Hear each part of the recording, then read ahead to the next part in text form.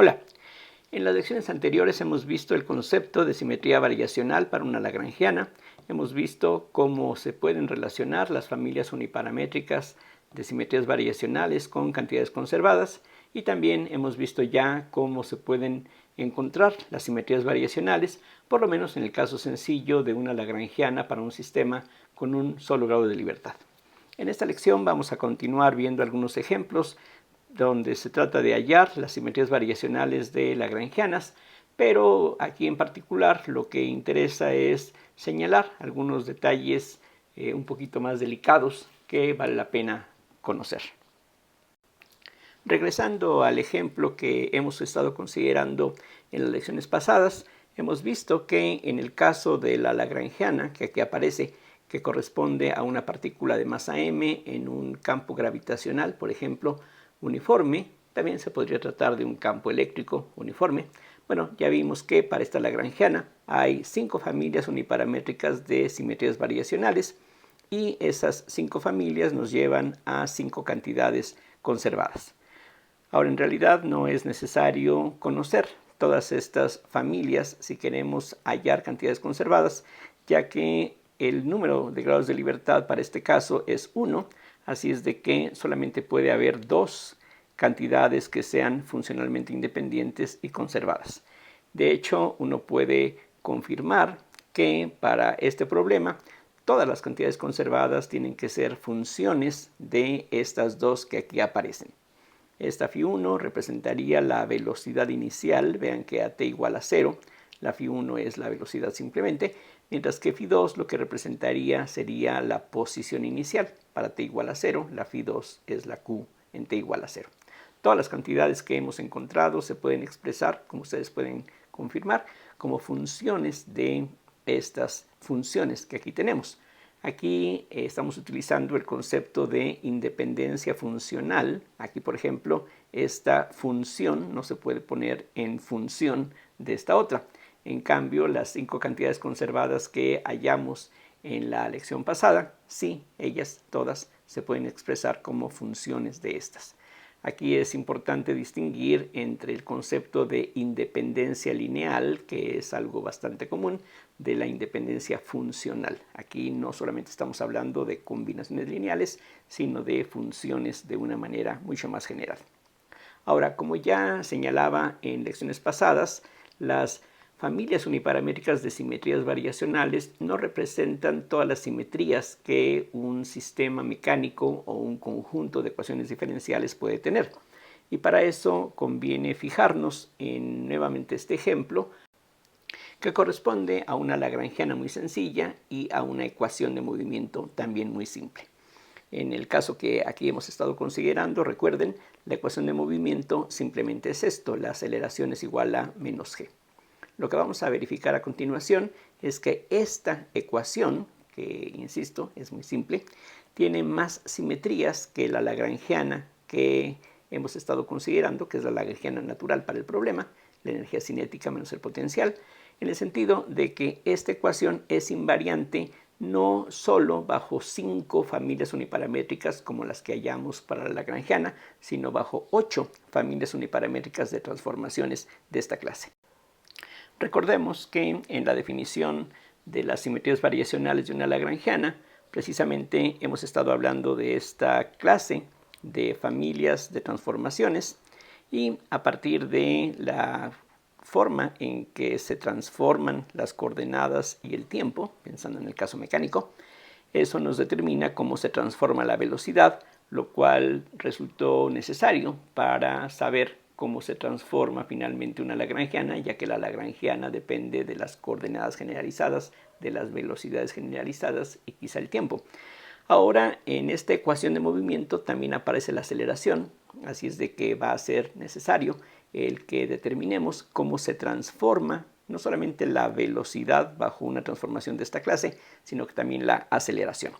Entonces, aquí vamos a recordar lo que ya vimos previamente y ya hemos probado que bajo una de estas familias uniparamétricas de transformaciones, la velocidad tiene esta propiedad, que la derivada con respecto al parámetro s de la velocidad primada, digamos, en s igual a 0 está dada por esta expresión, lo cual, recuerden, fue esencial para llegar a las expresiones que sirven para encontrar las simetrías variacionales de una lagrangiana. Esto precisamente aparece en la expresión para los generadores infinitesimales de una lagrangiana, decía.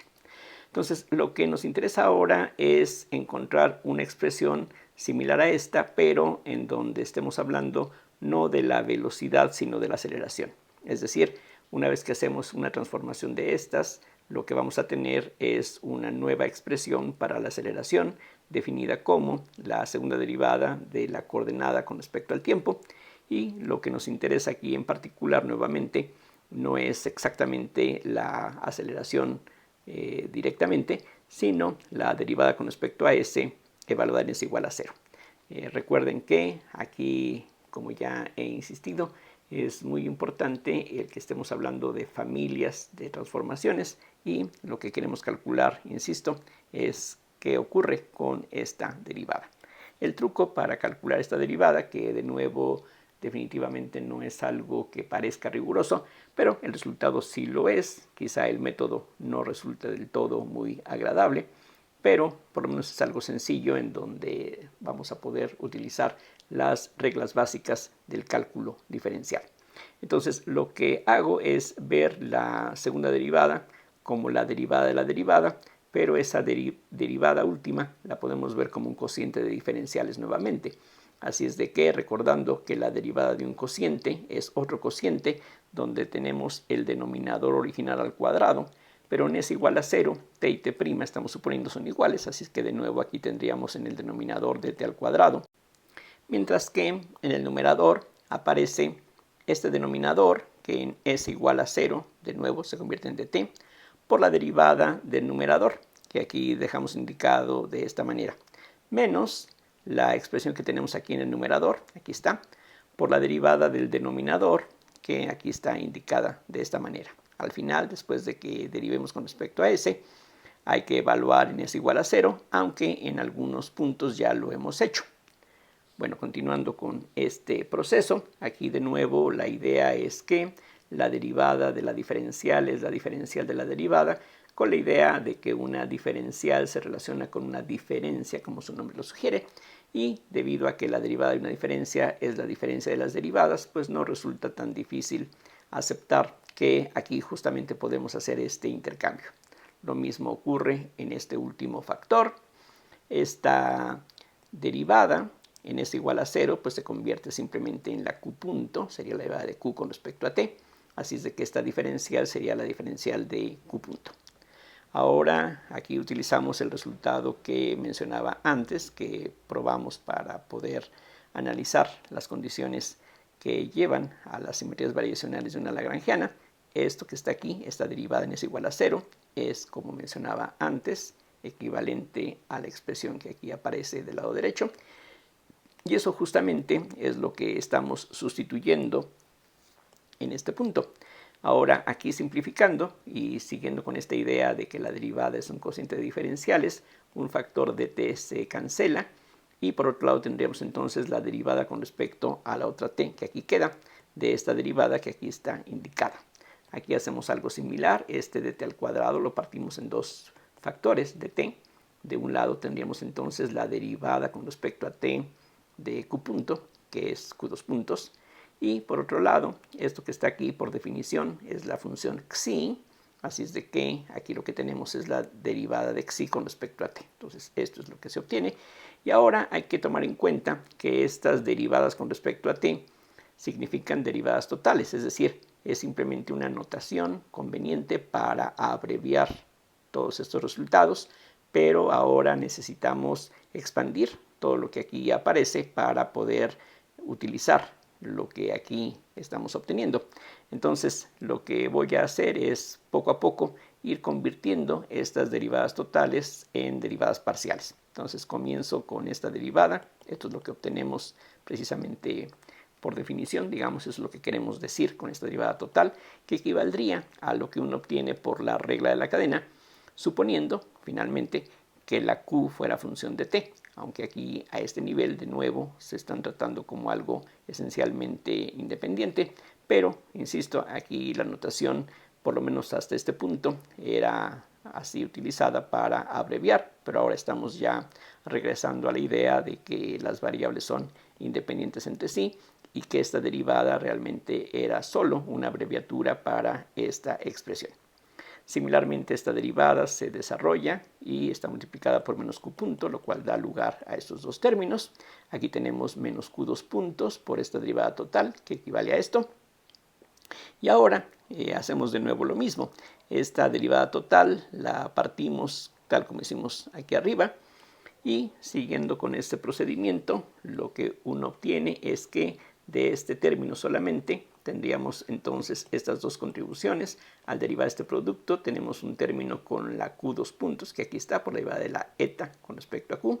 Y después tendríamos la q punto, que aquí aparece por la derivada de esta parcial, que de nuevo desarrollándola equivale a esta combinación. De este siguiente término tenemos algo muy similar, un término donde la derivada actúa sobre la q punto, que nos da q2 puntos por la parcial de xi con respecto a t, menos la q punto por la derivada total de la parcial, que da lugar a estas dos contribuciones.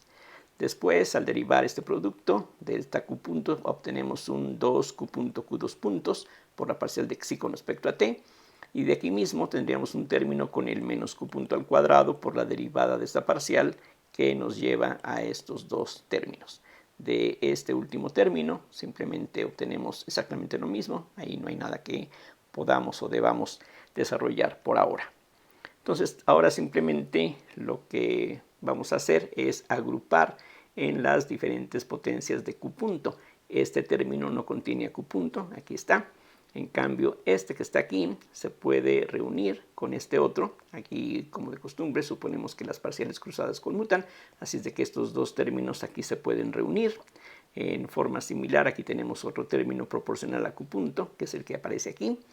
Ahora con q punto al cuadrado tenemos varias contribuciones. Por ejemplo, este con este nos da un menos q punto al cuadrado por la segunda derivada de la xi. Y tenemos otro término que es similar a él, que se obtiene precisamente aquí, menos q punto al cuadrado por la parcial segunda de xi con respecto a t y con respecto a q, mientras que de este producto que aquí aparece tendríamos el q punto al cuadrado también por la parcial segunda de eta con respecto a q, y siguiendo con este procedimiento, esto es lo que uno obtiene finalmente. El único término cúbico en la q punto se obtiene del producto de este factor con este término, mientras que hay algunos términos que son proporcionales a la q2 puntos, como este que aparece aquí, este, y al reunir todos esos, esto es lo que uno obtiene. Entonces, este sería el resultado general, que viene a ser el análogo de la fórmula que ya habíamos utilizado previamente y que aparece aquí.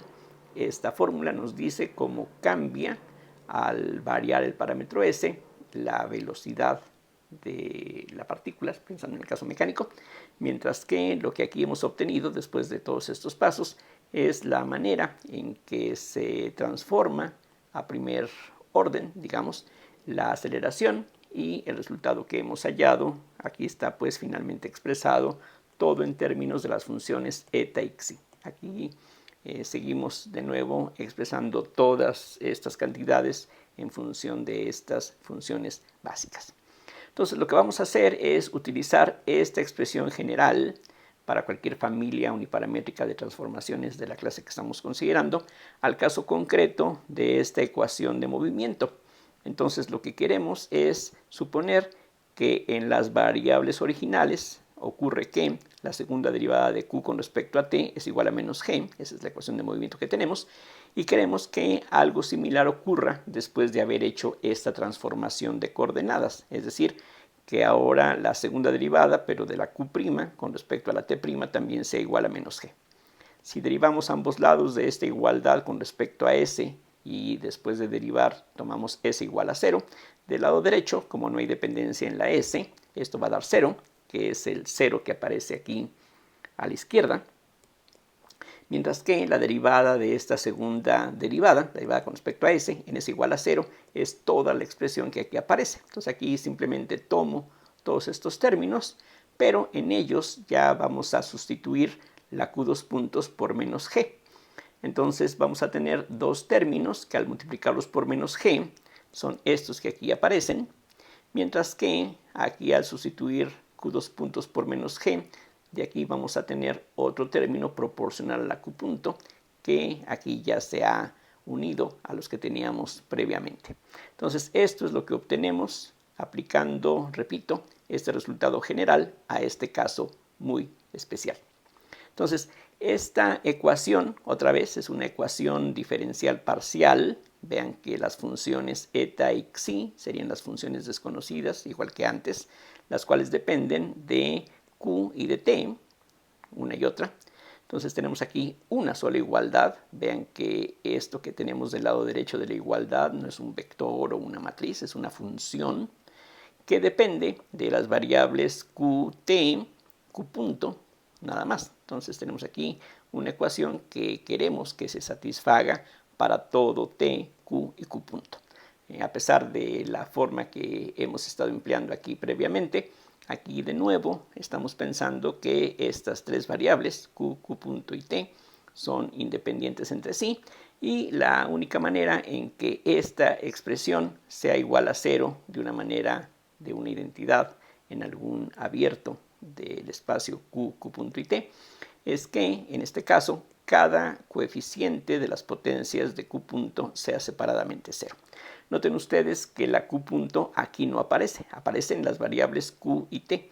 La eta y la xi son funciones de q y de t. Aquí también todo esto es función de q y t, pero no depende de q punto. La única dependencia que hay en q punto es la dependencia que aquí podemos ver explícitamente. La dependencia en q y de t está aquí escondida y precisamente lo que queremos hacer a continuación es exhibirla. Pero en cambio la dependencia en q punto es esto que aquí vemos. Aquí no hay dependencia en q punto, aquí depende linealmente, cuadráticamente, y aquí tenemos esta contribución cúbica. Entonces, como dije, de esta ecuación, una sola ecuación, tenemos que resolverla para encontrar dos funciones que depende cada una de dos variables. Y eso se puede lograr precisamente por esto que ya hemos venido aplicando antes. Por ejemplo, del hecho de que este coeficiente tiene que ser 0, eso nos dice que la xi tiene que ser una función lineal en q. Entonces la xi tiene que ser algo de esta forma, donde los coeficientes no son precisamente constantes, sino que son simplemente cosas que no dependen de q. Y de lo único que pueden depender entonces es de t. Entonces la xi en este caso es esto que aquí tenemos.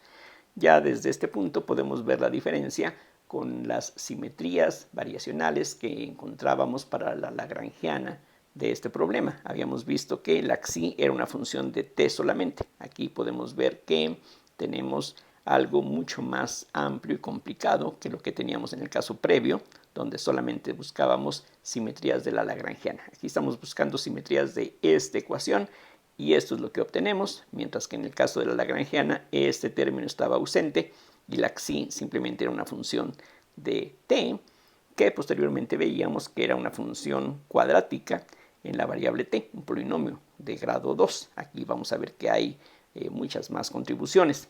Bueno, ya con este resultado así establecido, podemos irnos a esta otra ecuación que se obtiene de igualar a 0 este coeficiente. Y entonces de esa forma la segunda derivada de eta con respecto a q se puede expresar en términos de la segunda parcial de la xi con respecto a q y con respecto a t. Como la xi tiene esta forma, esto es lo que se obtiene. Y esta ecuación se puede integrar parcialmente. Primero integramos una primera vez. Entonces de aquí se deduce que la parcial de eta con respecto a q tiene que tener esta forma. Aquí de nuevo esta especie de constante de integración es una función que le llamo c mayúscula para seguir aquí el orden alfabético a, b, c, que depende solamente de t, y si volvemos a integrar llegamos a esta expresión. Aquí noten, tenemos ya 4 funciones de t desconocidas, a, b, c y d. Ya por lo menos la dependencia en la variable q está establecida. La xi es una función que es un polinomio de grado 1 en q, la eta es una función de grado 2 en la q, mientras que la dependencia en t todavía está por determinarse. Lo que hacemos ahora es irnos a la ecuación que sale de igualar a 0 este coeficiente, es lo que aquí tenemos justamente como pueden ver, Y ahora sustituimos la información que ya tenemos. Hay que derivar esta derivada ahora con respecto a t, es la cantidad que está aquí dentro del paréntesis. A eso hay que restarle la segunda derivada de la xi con respecto a t. Eso nos da estos dos términos. Y finalmente tenemos un 3g, que aquí está, por la parcial de xi con respecto a q, que es simplemente la a mayúscula.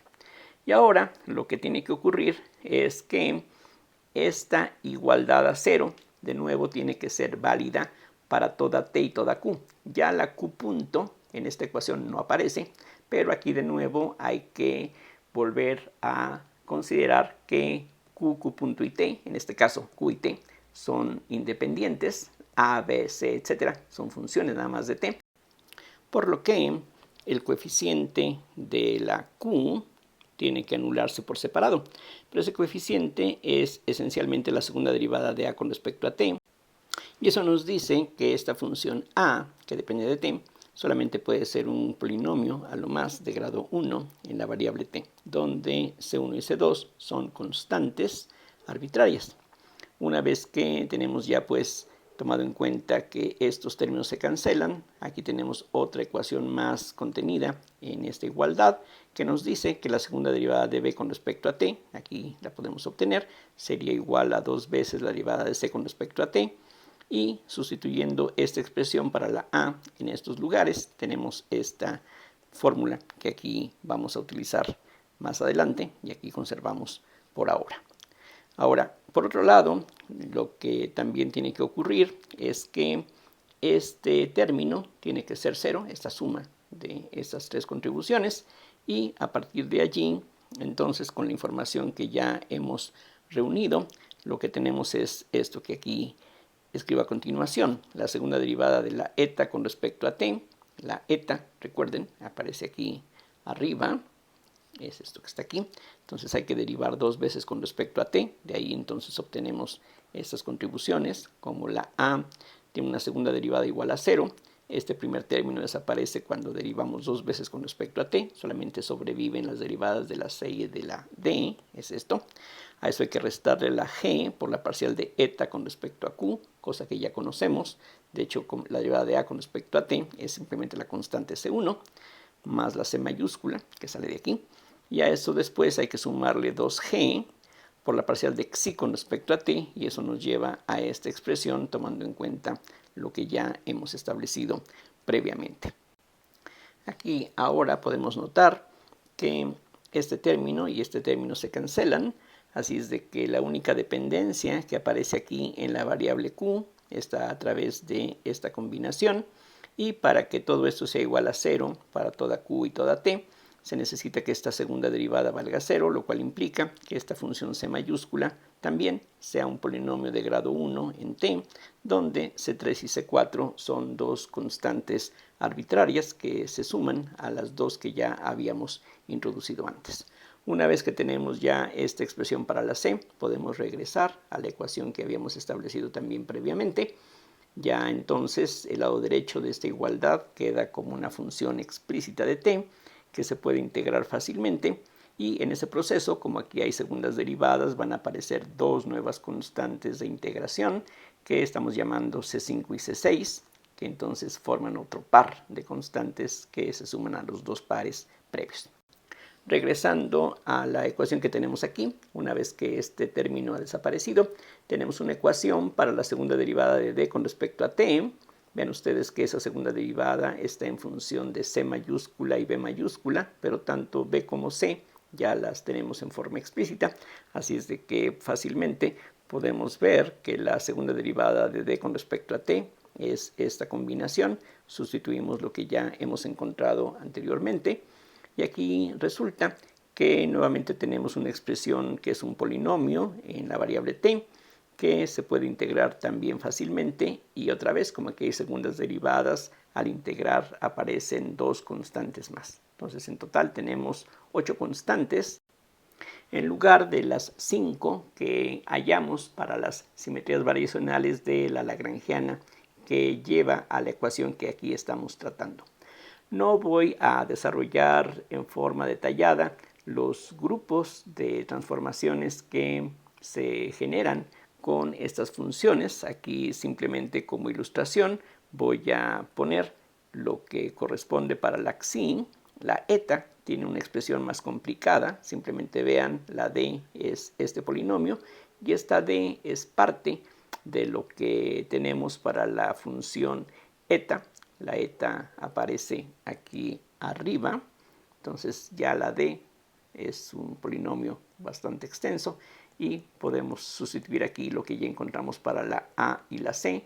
Lo que simplemente quiero recalcar es que en total hay 8 constantes, entonces tendremos en este caso para la ecuación de movimiento que estamos considerando, que es esta, 8 familias uniparamétricas de transformaciones que dejan invariante la ecuación.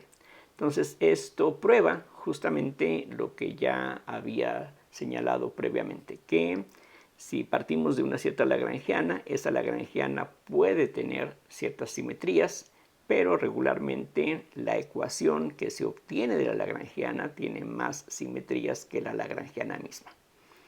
¿En qué afecta esto?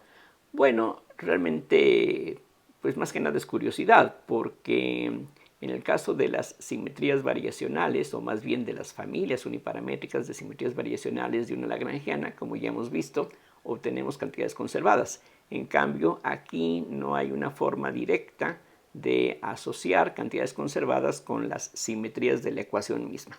Entonces aquí el hecho de que tengamos más simetrías, de hecho 3 familias más que las que teníamos en el caso de la lagrangiana, no cambia mucho las cosas en cuanto a las cantidades conservadas que podemos encontrar, que de por sí ya eran demasiadas, como señalaba antes, para el problema que aquí hemos venido tratando. Tenemos 5 cantidades conservadas asociadas con las simetrías de la lagrangiana, aunque en realidad solamente 2 de ellas son relevantes, todas las demás son en cierto sentido redundantes.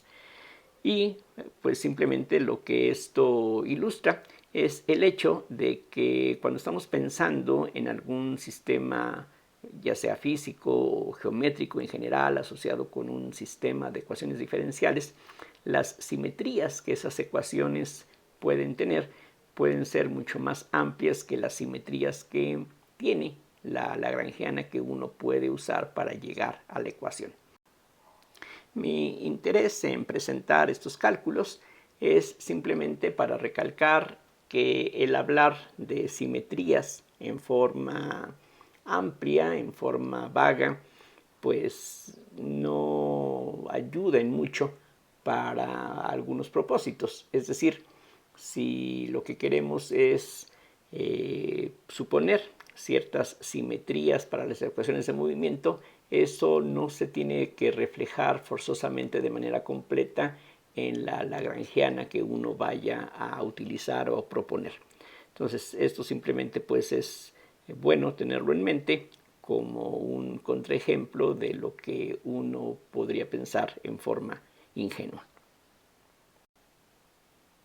Vamos a regresar a los ejemplos sencillos en donde determinamos las simetrías variacionales de una lagrangiana.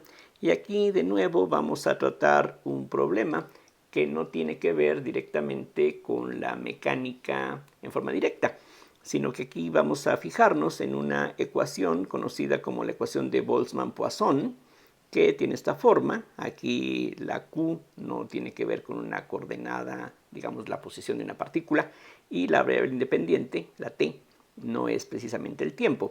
Pero como ya hemos visto, eso no importa, podemos aplicar de todas formas el formalismo lagrangiano.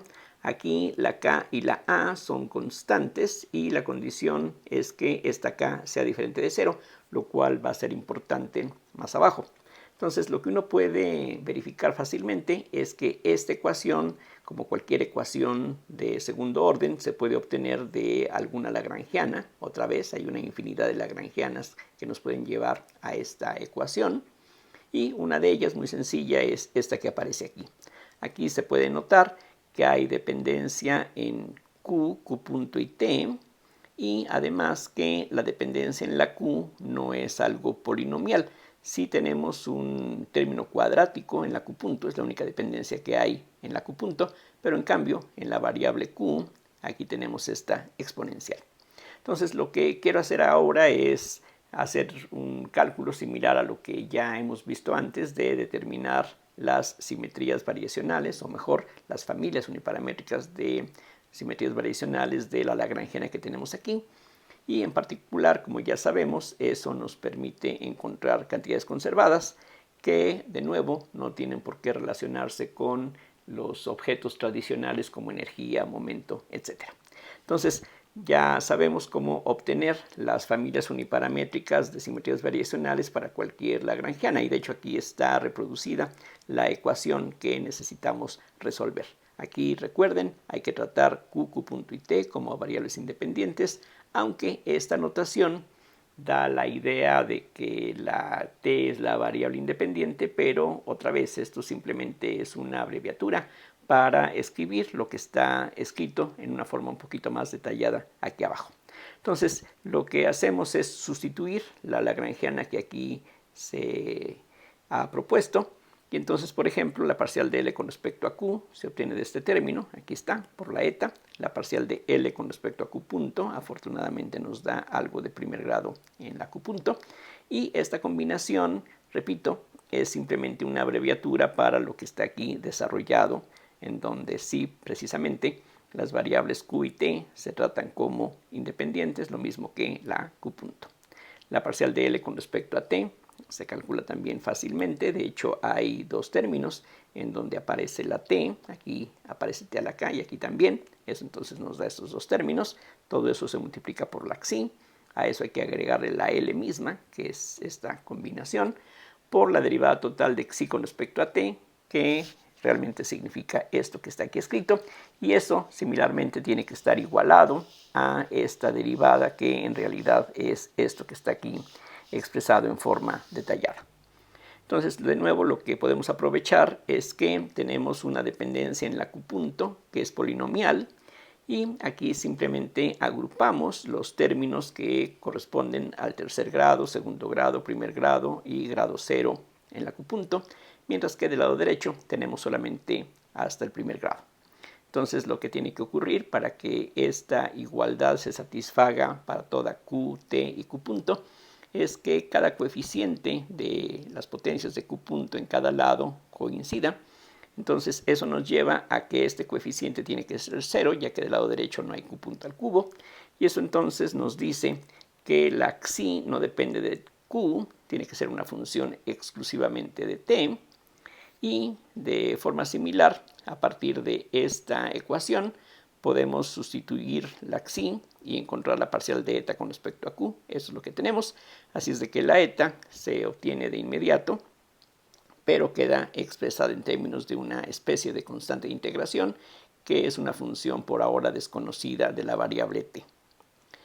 Continuando con este procedimiento, que en este caso es muy sencillo, ahora igualamos la parcial de g con respecto a q, que es el coeficiente de q punto del lado derecho, con el coeficiente de q punto del lado izquierdo. Entonces tenemos que la parcial de g con respecto a q es t a la k por la parcial de eta con respecto a t, que de aquí se puede calcular, y es esto que aquí tenemos. Y finalmente la parcial de g con respecto a t tiene que coincidir con este término que tampoco depende de la q punto, y eso entonces nos lleva a esta expresión un tanto más larga. Lo que tiene que ocurrir, como de costumbre, es que las parciales cruzadas sean iguales entre sí. Y aquí, bueno, quedan expresiones relativamente largas. Solamente voy a señalar parte de lo que se obtiene de esta condición. Entonces, si uno calcula las segundas parciales, iguala, y se fija de nuevo en que la igualdad resultante tiene que ser válida para toda Q. Noten que aquí las funciones desconocidas son A y B, que dependen solamente de T. Aquí lo que se emplea nuevamente es el hecho de que la variable Q aparece en forma explícita. Cualquier dependencia que hay aquí en Q está a la vista. Aquí tenemos la Q, Q y a la Q, y no hay más dependencia en Q más que esa. Entonces, por ejemplo, pensando que esta exponencial se puede desarrollar en serie de potencias y fijándonos en algunos de esos términos, lo que uno encuentra es que esto tiene que ser 0, esto otro tiene que ser 0, esto tiene que ser 0, y hay muchas más ecuaciones que uno puede obtener a partir de esa condición, insisto, esta exponencial nos lleva a una serie infinita, así es de que tenemos una colección de ecuaciones como las que aquí están dadas, pero para lo que nos interesa esto va a ser suficiente. Entonces, de la primera de estas ecuaciones uno puede determinar qué cosa es la A. La A, entonces, integrando es una constante por t a la k. Y una vez que tenemos dada esta expresión para la A mayúscula, la B se puede calcular y esto es lo que se obtiene. Y ya con esta expresión para la B se sustituye en esta otra condición y eso nos lleva a este resultado, que todo esto tiene que ser 0 para toda t. Entonces eso requiere que este coeficiente sea 0. Si la c fuese 0, entonces ya lo que tenemos es una solución trivial de la ecuación que queremos resolver y esa solución trivial no nos sirve en realidad. Así es de que lo que tiene que ser 0 es alguno de estos factores, pero en la ecuación de Boltzmann-Poisson la k explícitamente queremos que sea diferente de 0, así es de que esto es lo que tiene que ser 0 y eso entonces nos dice que este parámetro k tiene que ser igual a 1. Regresando a la ecuación original que teníamos dada aquí arriba, entonces lo que estamos encontrando es que para que esta ecuación, o más bien esta lagrangiana, de la cual uno obtiene esta ecuación, tenga simetrías variacionales, o de nuevo, más bien, familias uniparamétricas de simetrías variacionales, se requiere que esta constante k no sea cualquier número real diferente de 0, sino que tiene que ser exactamente 1 para que existan simetrías variacionales de esta lagrangiana. Entonces, este ejemplo relativamente sencillo es ilustrativo en el sentido de que nos muestra que podemos tener lagrangianas que absolutamente no tengan simetrías variacionales. Entonces, en ese sentido, este ejemplo puede ser relevante. Si la k valiese 1.5, raíz de pi o cualquier otra cosa, esta lagrangiana no va a tener simetrías variacionales o familias uniparamétricas de simetrías variacionales. ¿Qué pasa si la k vale 1? Bueno, en ese caso todo se simplifica. De hecho, ya con k suponiéndola igual a 1, se puede ver fácilmente que las parciales segundas de la g no dan ninguna condición adicional, así es de que todo esto se vuelve bastante sencillo. De hecho, se puede ver que en ese caso la g se puede tomar como 0. Y si escogemos esta constante arbitraria como 1, lo cual no nos hace perder ninguna generalidad, lo que nos queda simplemente es que la a es igual a t, la b entonces sería igual a menos 2, y por lo tanto los generadores infinitesimales de la única familia uniparamétrica de simetrías variacionales de esta lagrangiana está dada así. Aquí repito, la g se puede tomar como 0. Y lo que sabemos es que estas familias uniparamétricas son útiles porque a partir de ellas podemos encontrar cantidades conservadas. En este caso, utilizando la fórmula general para las cantidades conservadas, es lo que tenemos, la g vale 0, sustituimos estas expresiones junto con las derivadas de la L y la L misma, eso es lo que se obtiene fácilmente, por lo que ya reduciendo llegamos a esta expresión donde se ha factorizado este signo menos, que pues no es relevante de todas maneras. Si esto va a ser una constante con el signo menos, pues sin el signo menos sigue siendo una constante. Si esa constante le llamamos c para que se parezca a lo habitual, esta c no tiene que ver con la c que aparecía antes, pero la utilizamos porque suena a constante. Y entonces de esta condición podemos despejar la q punto. Esto es lo que se obtiene, o haciendo simplificaciones bastante naturales, esto es a lo que uno llega, y esta expresión entonces sugiere que en lugar de utilizar directamente la variable q, tomemos la combinación t cuadrada por e a la q, que aquí está presente justamente.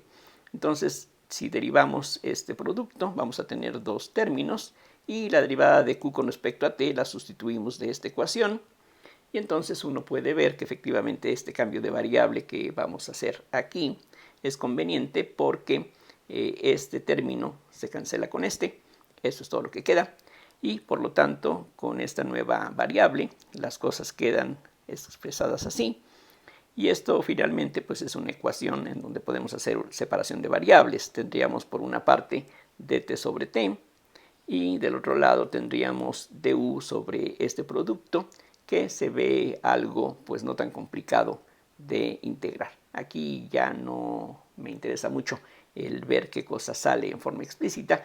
Aquí realmente el propósito era mostrar cómo a partir de determinar las familias uniparamétricas de simetrías variacionales, sería bueno darle alguna abreviatura a todo eso, bueno, al determinar estas familias, uno aquí finalmente, aunque solamente hay una única familia de esta clase, uno puede usarla para pues prácticamente resolver la ecuación diferencial.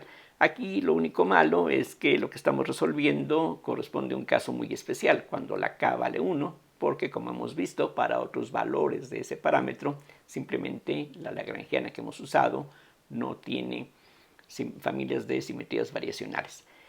Sería una pregunta interesante ver si con otra lagrangiana distinta a la que aquí hemos utilizado, pero que corresponde a la misma ecuación, habría que ver si tiene alguna familia de simetrías variacionales para k diferente de 1. Aquí solamente por curiosidad, porque ya esto fue en cierto sentido práctico, lo único que nos interesa, pero no es difícil ver qué es lo que estos generadores que aquí hemos empleado, qué es lo que generan. O sea, esto que tenemos aquí recuerden, lo que se llama el generador infinitesimal de esta familia uniparamétrica de simetrías variacionales, y podemos ver explícitamente de qué familia se trata, porque las ecuaciones que determinan a esa familia son muy fáciles de resolver. Aquí simplemente esta derivada tiene que ser la eta, esto tiene que ser la xi, pero imponemos la condición que ya hemos visto antes de que es igual a 0, las variables primadas y no primadas coincidan, y simplemente pidiendo que esta igualdad sea válida no solamente para ese igual a 0, sino en forma general, uno puede entonces resolver, en este caso muy fácilmente, las ecuaciones diferenciales que aquí quedan, y esta es la solución. De hecho, aquí se ve que la S, el parámetro S, puede ser cualquier número real, y lo que aquí uno obtiene es de nuevo un grupo, en el sentido estricto de las matemáticas, en lugar de una familia en forma general. Aquí tenemos un grupo uniparamétrico, aquí está un parámetro de simetrías variacionales de la lagrangiana. O sea, con estas expresiones uno podría regresarse a la lagrangiana y a nuestra definición original sobre simetrías variacionales y ver que efectivamente esto satisface dicha definición. Entonces, espero que estos ejemplos, todos estos comentarios resulten claros. Como siempre, pues muchísimas gracias por la atención y hasta la próxima.